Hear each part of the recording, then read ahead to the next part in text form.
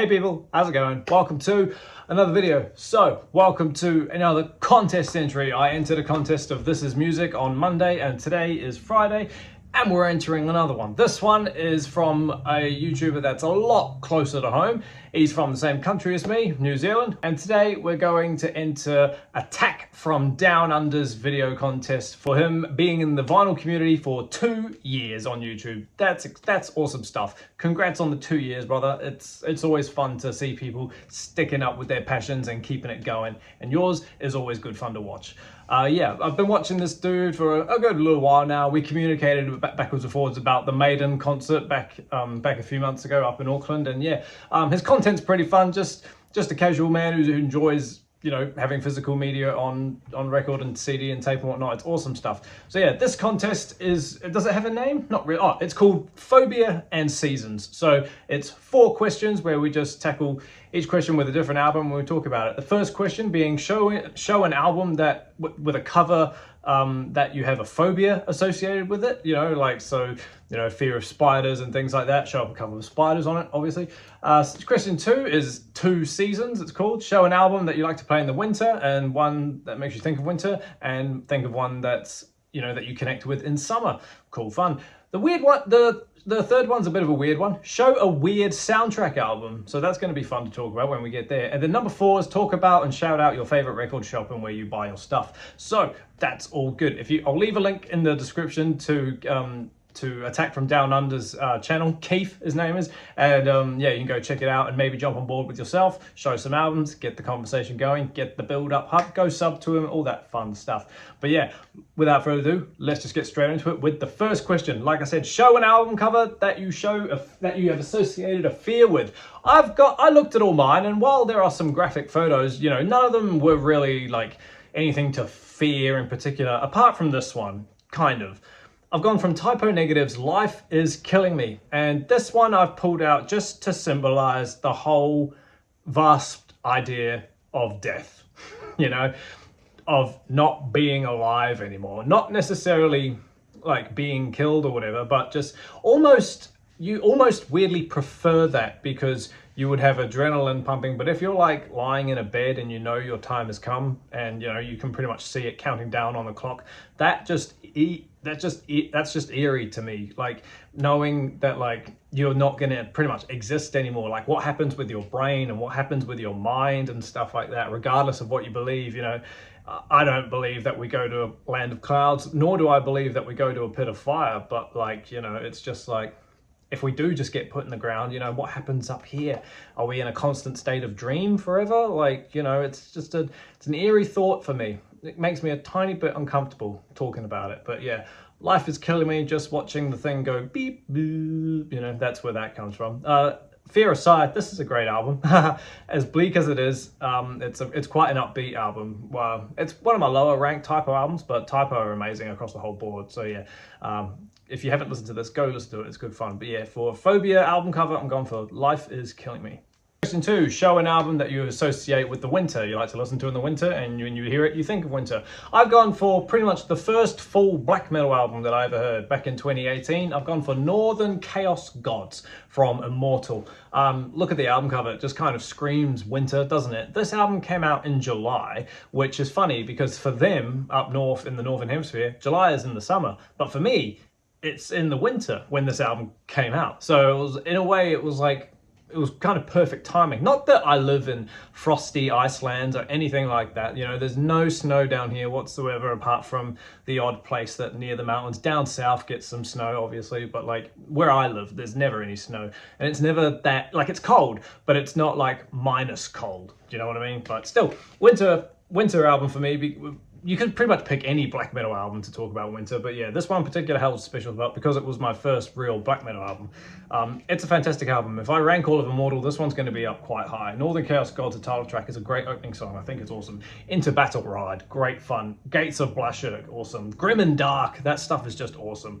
Call to Ice, but the last 3 are perfect in my opinion. Where Mountains Rise, which is pretty much a black metal Where Eagles Dare. Blacker of Worlds, great song. Mighty Raven Dark, the massive 10-minute closing track, is just perfect. I think it's one of the funnest black metal albums ever, and yeah, definitely associates winter for me on that one.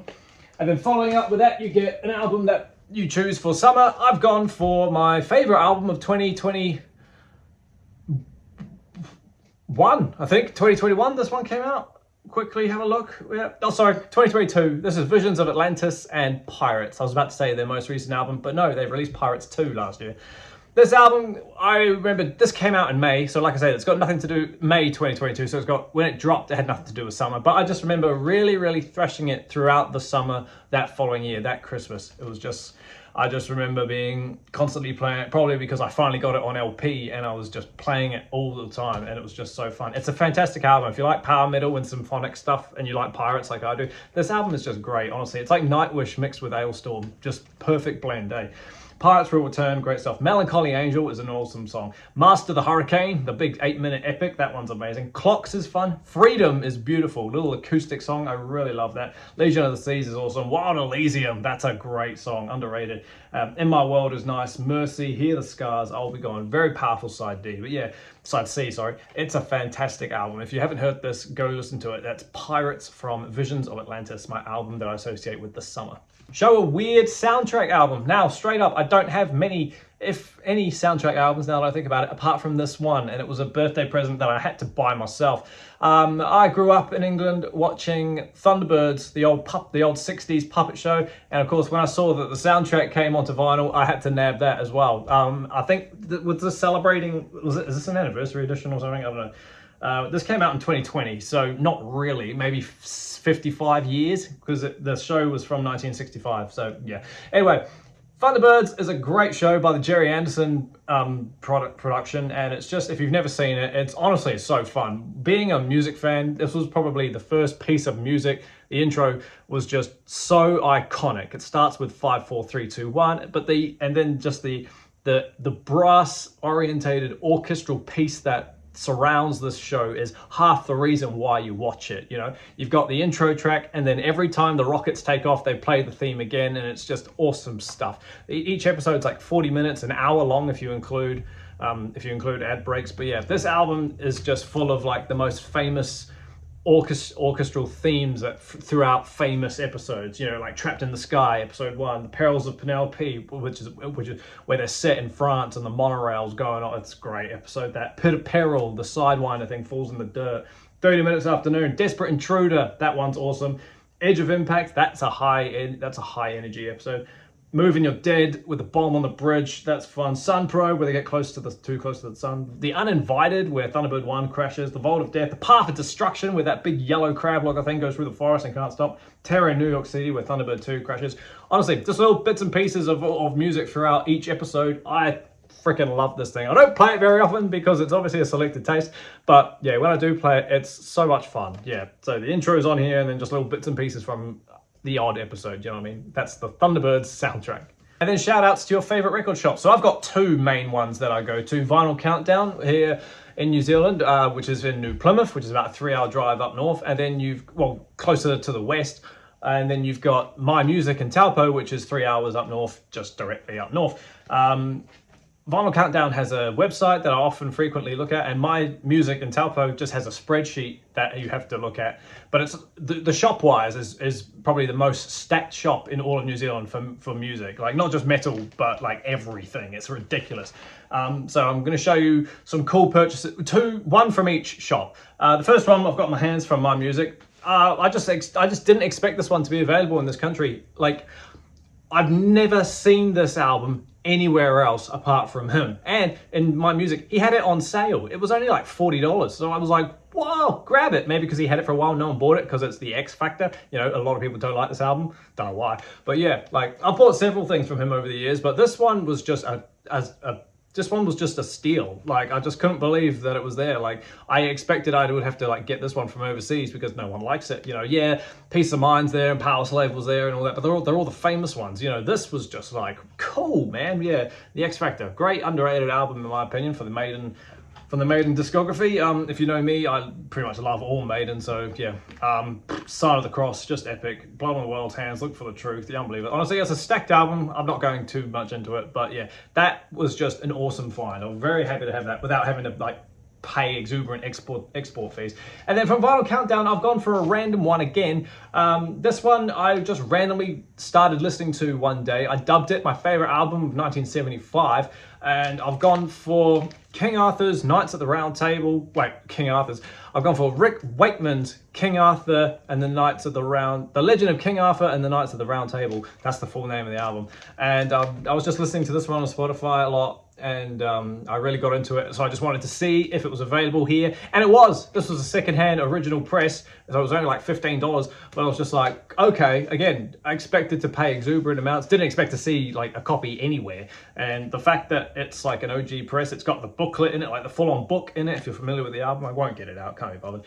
But yeah, this one's just like, I think it's 6 tracks. There aren't track listings on here. They're inside. But yeah, there's like 6 tracks on here of storytelling, of keyboard driven stuff. It's honestly such a fun little concept album. I think it's great. It's like elementary.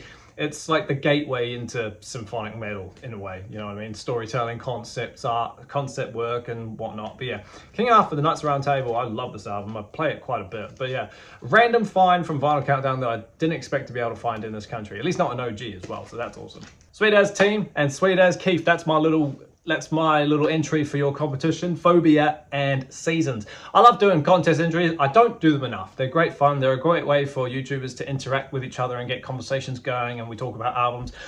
You said in your video, Keith, that if you win, you get to pick a prize package. If I win, I will take the CD package, please. I think that would be pretty cool. I'm looking to grow my poxy little CD collection, so those ones you mentioned sound awesome as well, especially with the fact that you've got a Christchurch band in there as well, a local band, so that'll be fun to jam as well. But yeah, like I said before, everybody, if you haven't delved into Keith's YouTube channel, Attack from Down Under, go check it out. Links down below. And while you're at it, subscribe to me as well, because we love doing that. But yeah, thanks for hanging out with me, team, while I sit here and get increasingly passionate about albums. Keep an eye out for the next video. Christ knows what it'll be. But until that happens, everybody, stay inside, stay safe, jam some music, and I'll see you all in the next video. See you later.